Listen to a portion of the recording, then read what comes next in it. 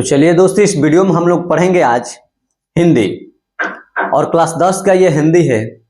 इस चैप्टर का नाम है 20 के दांत। और ये 20 के दांत जो चैप्टर है, इनके लेखक का नाम है नलिन बिलोचन शर्मा।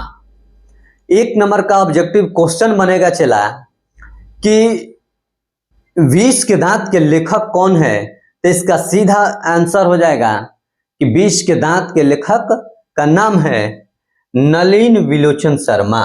नलिन बिलोचन शर्मा। अगला क्वेश्चन क्या बनेगा, नलिन बिलोचन शर्मा का जन्म कब हुआ था। तो नलिन बिलोचन शर्मा का जन्म 18 फरवरी 1916 ईस्वी में हुआ था। नलिन बिलोचन शर्मा का जन्म कब हुआ था, तो 18 फरवरी 1916 ईस्वी में हुआ था, पटना के बदरघाट पर। पटना के बदरघाट पर। वे जन्मजात भोजपुरी भाषी थे। वह जन्मजात से क्या थे, भोजपुरी भाषी थे। भोजपुरी बहुत अच्छा बोलते थे, इसलिए उसको भोजपुरी भाषी भी कहा जाता था।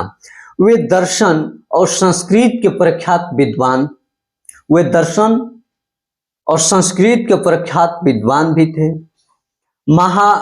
महोपाध्याय पंडित रामावतार शर्मा के ज्येष्ठ पुत्र थे।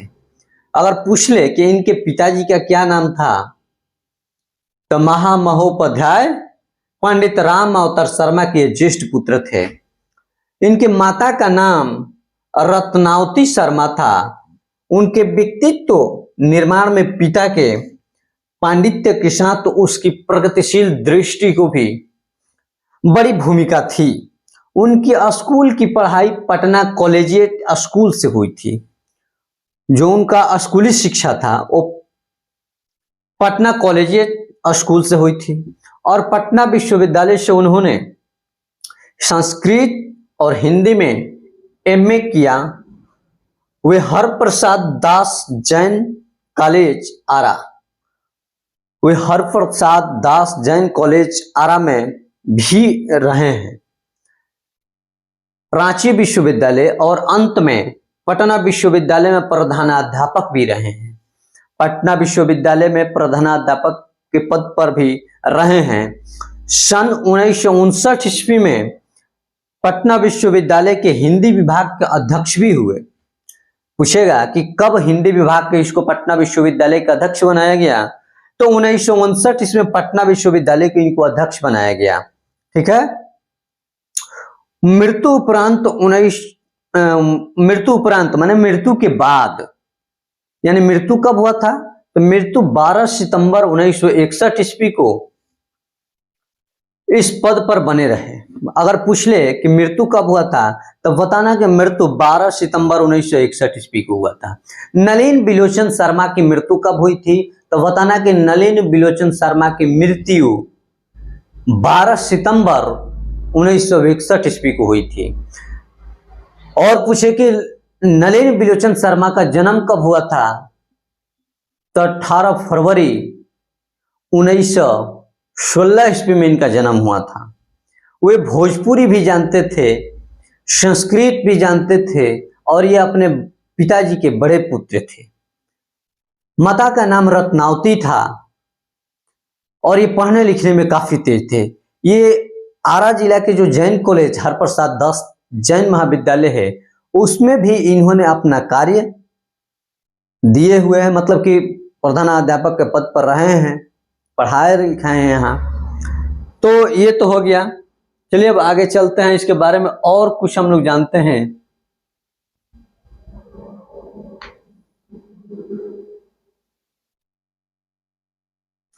हिंदी कविता में प्रपदवाद के प्रवर्तक और नई शैली के आलोचक नलिन जी की रचनाएं इस प्रकार हैं।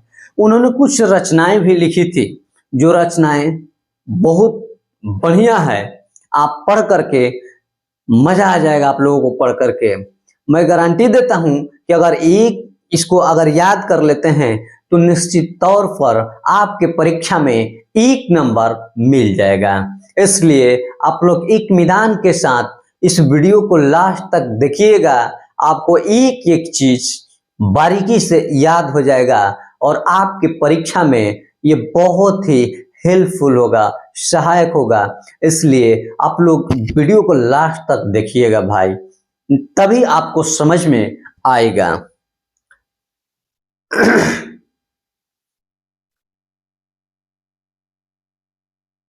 देखिए इनकी कई साहित्यिक, इनकी रचनाएं बहुत प्रकार की है। तो इनकी रचनाओं में नलिन बिलोचन शर्मा जी की कुछ साहित्यिक रचनाएं इस प्रकार है। उनका पहला है दृष्टिकोण। पूछेगा कि दृष्टिकोण के लेखक कौन है, तो नलिन बिलोचन शर्मा जी है। उसके बाद पूछ ले कि साहित्य का इतिहास दर्शन किसके द्वारा लिखा गया है, तो ये नलिन बिलोचन शर्मा के द्वारा ही लिखा गया है। अगर आगे और क्वेश्चन पूछ दे कि नलिन बिलोचन शर्मा किस प्रकार के कवि हैं, तो बताना कि आलोचनात्मक कवि हैं, आलोचना करते हैं, ठीक ना। ये कवि आलोचनात्मक हैं, काफी आलोचना किए हुए हैं। उसके बाद मानदंड है। उसके बाद हिंदी के उपन्यास विशेषता है, ठीक ना। हिंदी के उपन्यास भी बहुत सारे इन्होंने लिखे हैं, जिस तरह से प्रेमचंद, साहित्य तत्व और आलोचना, आलोचनात्मक ग्रंथ। आलोचनात्मक ग्रंथ कौन सा है, 20 के दांत और 17 असंग्रहित पूर्व छोटी कहानियां भी है। कुछ छोटी छोटी कहानियां भी लिखे हुए हैं, जैसे कैसरी कुमार तथा नरेश के साथ काव्य संग्रह। ये एक व्यक्ति है जिसका नाम है कैसरी कुमार, तथा नरेश एक व्यक्ति का ही नाम है, जिनके साथ मिलकर के काव्य संग्रह किए हैं, ठीक ना। काव्य को काफी संग्रह करने हैं। अनेकन के प्रपदम, अनेकन के प्रपदम ये कहानी संग्रह है। अनेकन के प्रपदम और अनेकन दो, सदल मिश्र ग्रंथावली, इन्हीं के द्वारा ये लिखी गई कहानियां हैं। सदल मिश्र ग्रंथावली के लेखक कौन है, तो नलिन बिलोचन शर्मा जी हैं।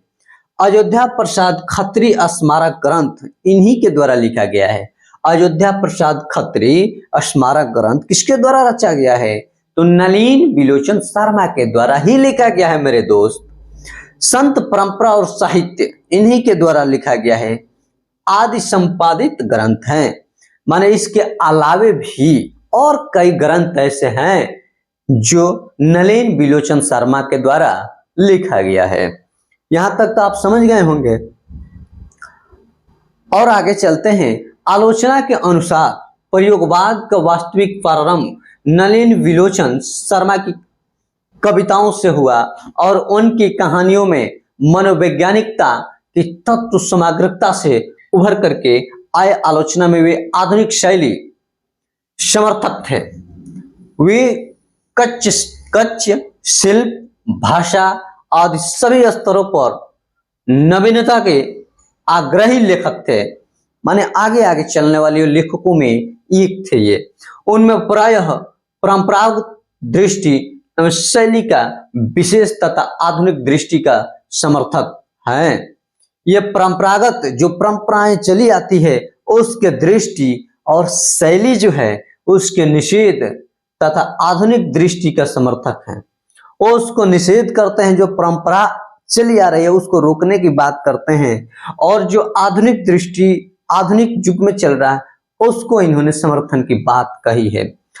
आलोचना की उनकी भाषा गठी हुई है और संकेतात्मक है। जो उनकी भाषा है, ये आलोचना है, ये संकेतात्मक है, संकेत करता है। उन्होंने अनेक पुराने शब्दों को नया जीवन दिया है। जितने कुछ पुराने शब्द मेरे दोस्त हैं, उन शब्दों को नया गढ़ने का काम किए हैं नलिन बिलोचन शर्मा जी ने, उसको जीवन दिया है, जो आधुनिक साहित्य में पुनः प्रतिष्ठित हो पाया है। जो आज के आधुनिक साहित्य है और साहित्य के अंदर इसको समाहित करने का काम किए हैं, उन्हें पुनः स्थापित करने का काम किए हैं नलिन बिलोचन शर्मा ने। यह कहानी 20 के दांत तथा अन्य कहानियां नामक कहानी संग्रह से ली गई है।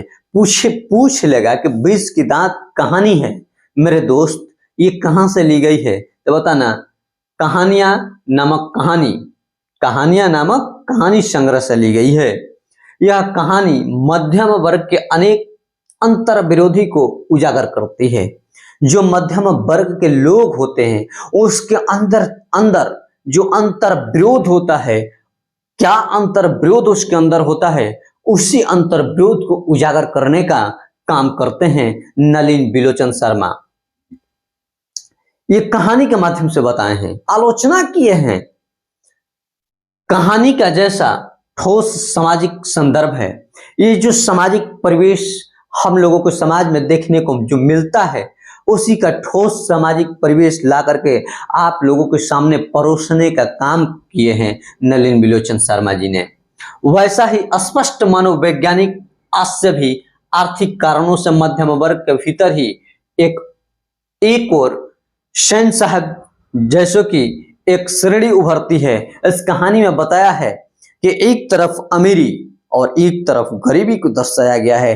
एक तरफ सेन साहब जैसे लोग कह रहे हैं, एक और सेन साहब जैसे की एक श्रेणी हुए उभरती है जो अपनी महत्वाकांक्षा और सफेद पोशी के भीतर लिंग भेद जैसे कुसंस्कार छिपाए हुए हैं, तो दूसरी ओर गिरधर जैसे नौकरी पेशा निम्न मध्यम वर्गीय व्यक्ति की श्रेणी है जो अनेक तरह की थोपी गई बंदियों वेश के बीच भी अपने अस्तित्व को बहादुरी और साहस के साथ बचाए रखने के लिए संघर्ष करते हैं।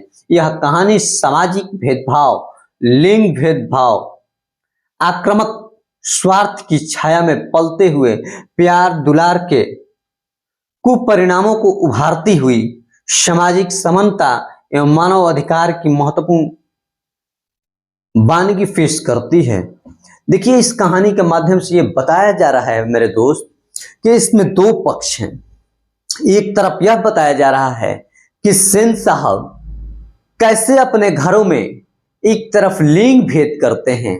उनकी जो 5 लड़कियां थी सेन साहब की, उस और एक उनके लड़के थे और उनके लड़के का नाम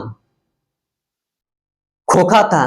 बाद में उसका आगे चल करके कासू भी नाम होता है और वो ऐसा मानते हैं कि कासू हमारा बेटा जो है इंजीनियर बनेगा और इंजीनियर बनाने के चक्कर में वो रहते भी हैं। बहुत सारे ऐसे संदर्भ देखने को मिलेगा इस कहानी के अंदर जो ये दर्शाता है कि सेन साहब अपने घरों में लिंग भेद करते हैं। जिस तरह से सेन साहब कासू को पढ़ने लिखने के आजादी देते हैं, उस तरीके से जो इनकी 5 लड़कियां थी, उन 5 लड़कियों को पढ़ने की आजादी नहीं थी। उसमें जो लड़की 5 थी, तो उन 5 लड़कियों को घर में रहने की, पर्दे में रहने की बात होती है, सलाह दी जाती है। बहुत प्रकार की पाबंदियां लगाई जाती है लड़कियों पर, लेकिन जो ये कासू है इस पर कोई पाबंदी नहीं है। दूसरी तरफ एक मध्यम वर्गीय परिवार के व्यक्ति जिसका नाम है गिरधर लाल, अपने समस्याओं से तंग आकर के, मजबूरियों से तंगी आकर के एक नौकरी करता है कंपनी में, जो इनका कारखाना होता है सेन साहब का, उसी में वो काम करते हैं। और वो एक उनका जो बेटा है मदन, किस तरह से इस कहानी के अंदर अपने साहस को उजागर करता है, वो सारे चीज इस कहानी के में दर्शाया गया है, बताया गया है। तो हम लाइन बाय लाइन उस कहानी को भी बताने का प्रयास करेंगे, बताएंगे, और अनुमान करता हूं मैं कि आप लोग बिल्कुल आसानी से समझ पाओगे। ठीक है, तो चलिए मेरे दोस्त और आगे देखते हैं। देखिए, यहां से कहानी स्टार्ट होता है। सेन साहब की नई मोटर कार बंगले के सामने बरसाती में खड़ी है, काली चमचमाती हुई, स्ट्रीम एंड जैसे कोयल घोंसले की कब उड़ा जाए। सेन साहब को इस कार पर नाज है, बिल्कुल नई मॉडल 7,500 में आई है। सेन साहब एक कार खरीदे हुए हैं उस कार का कलर ब्लैक है, काला कलर की कार है। कार को देख करके सिंह साहब काफी खुश होते हैं, कहते हैं कि मानो जैसे कोयल घोंसले से निकल रही है, और बरामदे में रखी हुई कार है उसको देख करके काफी खुश होते हैं सिंह साहब जी। बताते हैं कि यह जो हमारी कार है एकदम बिल्कुल नई मॉडल की कार है। यह कार 7,500 की है, नई मॉडल की कार है जो ये कार 7,500 की कार है। ठीक है,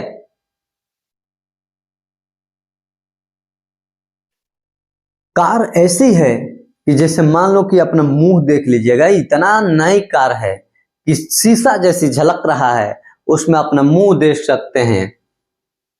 कहीं पर एक धब्बा दिखाई जाए तो क्लीनर और शोफर की सामत ही समझो। मेम साहब की सख्त ताकीद है कि खोखा खोखी गाड़ी के पास भटकने ना पाए। खोखा लड़का का नाम है। बंगाली भाषा में लड़के को खोखा कहा जाता है और बंगाली भाषा में लड़की को खोखी कहा जाता है।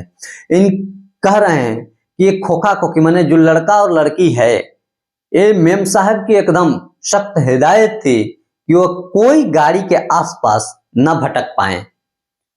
ठीक ना। लड़कियां तो पांचों बड़ी सुशील है। अब 5-5 ठहरी और सो भी लड़कियां, तहजीब और तमीज तो जीती जागती मूरत है। सेन साहब की 5 लड़कियां थी और पांचों कह रहे हैं कि कोई इनसे सीखे, ये तो सूरत है। ये क्या लड़कियां क्या है? सूरत है, जीती जागती मूरत है। तहजीब और तमीज तो है, इसमें तहजीब है, तमीज है, कोई इन लड़कियों से सीखे। सेन साहब की ऐसा बात बता रहे हैं। मिस्टर और मिसेस सेन ने उन्हें क्या करना चाहिए इस सिखाया हो या नहीं, क्या नहीं करना चाहिए इससे उनसे तालीम दी है कि बस लड़कियां क्या है, कठपुतलियां हैं और उनके माता पिता को इस बात का गर्व है। वे कभी किसी चीज को तोड़ती फोड़ती, वे दौड़ती है और खेलती भी है, लेकिन सिर्फ शाम के वक्त, और चूंकि उन्हें सिखाया गया है। देखिए, वो खेलती भी है तो केवल उसको शाम को खेलना है। लड़कियां बाहर नहीं जा सकती है, उसके घर में इस तरह के उन्होंने नियम बना दिए हैं। ठीक ना। सेन साहब इस तरह के और सेन साहिबा इस तरह के घर में नियम बना दिए कि जो लड़की है उस घर की लक्ष्मी होती है, वो घर में ही काम करेगी, उसको कहीं नहीं जाना है।